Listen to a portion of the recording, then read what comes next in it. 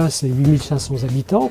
C'est à 19 km de Rennes. On s'aperçoit qu'à l'occasion du départ en retraite d'exploitants traditionnellement en polyculture, il y a plusieurs élevages de chevaux qui sont venus s'implanter sur la commune. Et ces exploitations créent des emplois, davantage peut-être même que les exploitations traditionnelles de production de lait. Les territoires, c'est à 80-90% des TPE de 4-5 salariés. Donc il n'y a pas de petite économie, de grande économie. Il y a une économie qui fait qu'effectivement les villes et les territoires ruraux sont capables de se développer. La question du foncier agricole est particulièrement importante. Ce sont un peu les plus petits du monde agricole. Ils ne sont pas forcément totalement reconnus dans le domaine agricole.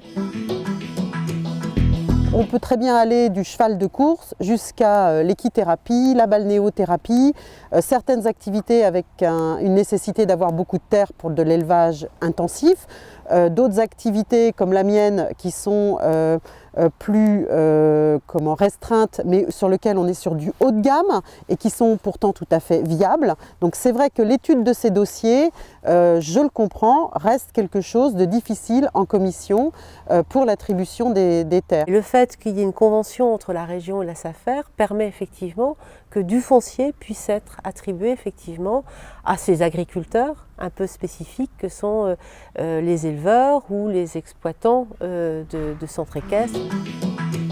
J'ai acheté les terres ici en 2009, en février 2009, et on a ouvert la première écurie donc, dans le poulailler qui était sur le terrain qu'on avait réaménagé au mois de septembre. Alors nous étions sur une surface de 10 hectares avec un bâtiment spécialisé en vaches bovines et autrement viande bovine, et autrement on avait 2 poulaillers.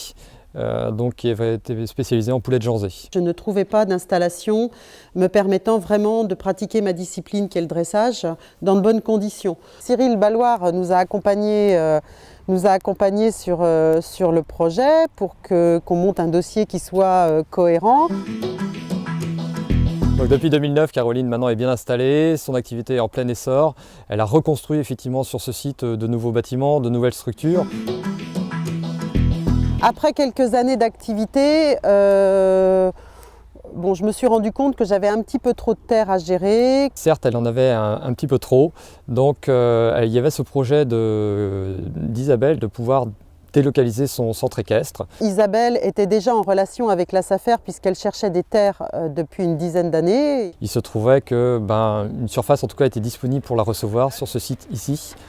Et donc Madame Pic a pu s'installer en s'associant effectivement avec Monsieur Denis Boucher.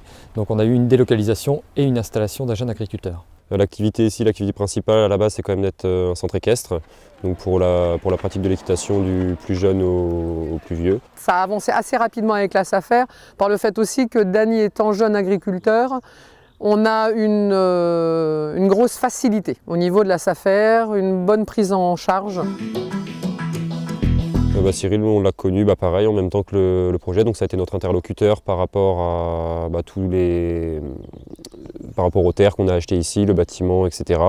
Sur toute la partie administrative, oui, des autorisations d'exploiter, etc. Donc on a travaillé avec Cyril. Oui. Si la SAFER n'était pas un partenaire privilégié, on voit bien qu'un certain nombre de jeunes agriculteurs ne pourraient pas s'installer. La SAFER pour nous est un partenaire incontournable. Ici par exemple, Caroline à Rioche a 2 employés. À côté, chez Isabelle qui a un club hippique, il y a deux personnes qui sont au club hippique. On est fiers que la SAFER ait pu aider ces personnes à se mettre en scène. Donc du coup c'est parti, on va aller faire un petit tour de poney après tout ça.